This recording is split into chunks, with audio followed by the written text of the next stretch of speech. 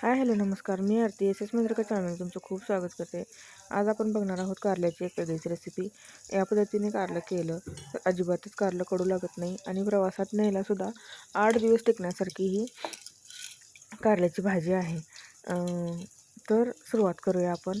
फोडणीत आधी मी लसूण घातला आहे, बारीक गॅस ठेवला आहे आणि हे कारलं स्वच्छ धुवून घेतले.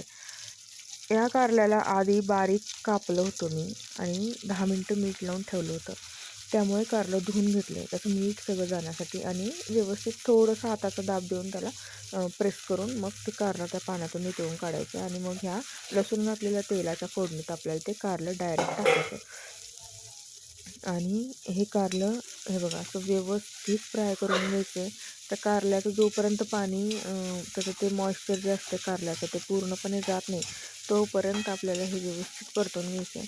आता हे असं व्यवस्थित लसूण पूर्ण लाल का होऊ नाही दिलं मी. कारल्याबरोबर लसूण आपोआप प्रोसेसमध्ये येतं आणि त्याच्यामुळे मग जास्त लाल जर आधी होऊ दिलं तर कडू लागतं लसूण. नंतर मग करपट असा वास येतो लसणाचा. त्याच्यामुळे लसूण जास्त लाल नाही होऊ द्यायचा. कारलं घालताना लसूण टाकल्या कारलं टाकायचं आपण फोडणीमध्ये आणि मग व्यवस्थित झाकून ठेवायचं. कारल्याबरोबर लसणाची प्रोसेस होते आणि एकदा ट्राय करा तुम्ही असं कारलं, नक्कीच तुम्हाला आवडेल कारलं असं अशा प्रकारचं. हे बघा असं थोड्या वेळाने त्याचा आता बरंच कलर चेंज झाला आहे आणि त्याचं पाणी पण बरंच ड्राय झालं आहे.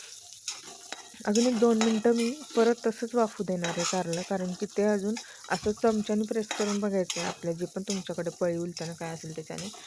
ते कारलं असं तुटायला पाहिजे लगेचच. अशा प्रकारे ते कारलं तेलात वाफलं पाहिजे. त्याच्यामुळे 2 मिनटं मी परत झाकण ठेवून वाफून घेणार आहे आणि त्यानंतर मग त्या झाकण काढल्याच्यानंतर हे बघा त्याच्यामध्ये मी 2 चमचे लाल तिखट आणि अर्धा चमचा हळद, अर्धा चमच्याच्या पण कमीच आहे हळद,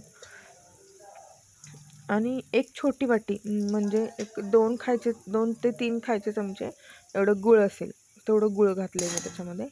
आणि डायरेक्ट गूळ घालायचे, पाणी वगैरेचं यूज करायचं नाही आहे. चिंच तर अजिबातच आपण यूज केलेलं नाही आहे. आणि हे बघा मीठ घातले. मीठ बेताने घालायचं, कारण की आपण आधी कारल्याला मीठ लावलं होतं त्यामुळे थोडं का होईना अंश त्या मिठाचा कारल्यामध्ये असेल. त्यामुळे आत्ता फोडणीत टाकताना मीठ एकदम प्रमाणात घालायचे.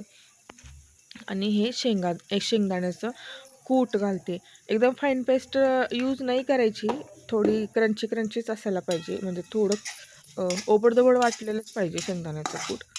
आणि मग हे सगळं व्यवस्थित मिक्स करायचं आहे. तुम्हाला जर वाटत असेल अगदीच तेल फारच कमी आहे तर तुम्ही तेल ॲड करू शकता वरून.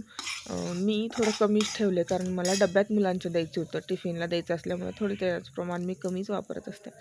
आणि हे बघा आत्ता मी कढीपत्ते घातले, कारण की कढीपत्ता जर स्टार्टिंगला घातला असता तर तो पूर्ण जळाला असता कारल्याची प्रोसेस होताना. त्यामुळे हे बघा हे लिंबू अर्धा घेतला आहे, पण मी 1-2च चमचे एवढा लिंबाचा रस त्याच्यामध्ये पिळला आहे. नाही जरी पिळला तरी काही एवढं ऑप्शनल आहे. लिंबू किंवा चिंच तर आपण वापरलीच नाही, नाही पिळला तरी जमतो, पण माझ्याकडे होता म्हणून मी पिळला आहे. आता हे व्यवस्थित एकदम एकजीव करून घ्यायचं आहे सगळे. बघ कारल्याच्या अशा 2 फोडी होत आहेत, दाबून बघितले मी तरी पण 2 फोडी होत आहेत. व्यवस्थित मिक्स करायचे आणि मग 1-2 मिनटं झाकण ठेवायचे त्याच्यावर. पाण्याचा आपण इथे वापर केलेला नाही जरासुद्धा. कुठल्याच प्रकारचे मसालेसुद्धा आपण यूज केलेले नाही आहेत. साधं सिंपल आणि एवढी टेस्टी लागते ना ही कारल्याची भाजी. भाकरी असेल तर अगदीच उत्तम लागते, खूप छान लागते भाकरी असेल तर. आणि आत्ता ह्या प्रोसेसला मी थोडीशी धण्याची पावडर आणि अगदीच न कळत किंचित असं मीठ मी या टायमाला घातले. कमी पडलं होतं मीठ माझ्याकडून, त्याच्यामुळं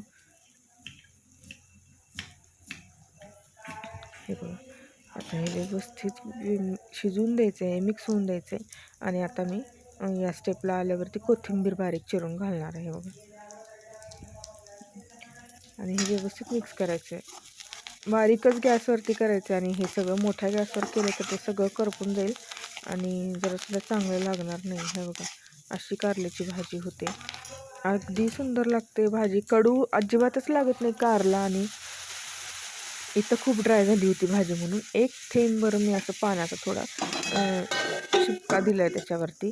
की ते जे मसाले आहेत ते जळायला नको आणि ते व्यवस्थित त्याच्यामध्ये ॲब्झॉर्ब झाले पाहिजे कारल्यामध्ये, म्हणून तेवढ्यासाठीच आहे बघा. 2च मिनटं मी हे असं सगळं व्यवस्थित मसाले मग करपले नाहीत आणि त्याचं तेल बाजूने सुटायला लागलं. ते जे ड्राय वाटत होतं ना आपल्याला, हे बघा आता अशी झाली भाजी. आणि मुलं तर अगदी आवडीने खातात मग अशी भाजी. कारलं मग कडू लागतच नाही ना, त्यामुळे मग मुलंसुद्धा खातात. खूप छान झाली होती, अप्रतिम अशी भाजी आहे बघा. अशी झाली होती आपली भाजी, खूप सुंदर. नक्की ट्राय करून बघा तुम्ही पण एकदा. ट्राय करायला काय चाललं आहे, ट्राय करून बघा. खूप छान लागते भाजी. कारल्याची भाजी असं वाटतच नाही, एवढी छान चव येते त्याला. बघा मी किती कमी तेल घातलं होतं तरीसुद्धा त्या भाजीला तेल सुटलेच. असे शेंगदाण्याचे दाणे दाणे आपल्याला दिसायला पाहिजे त्या भाजीमध्ये, तरच ती भाजी खायला मजा आहे. तुम्हाला व्हिडिओ आवडला असेल तर लाईक शेअर सबस्क्राईब करायला नक्कीच विसरू नका. धन्यवाद.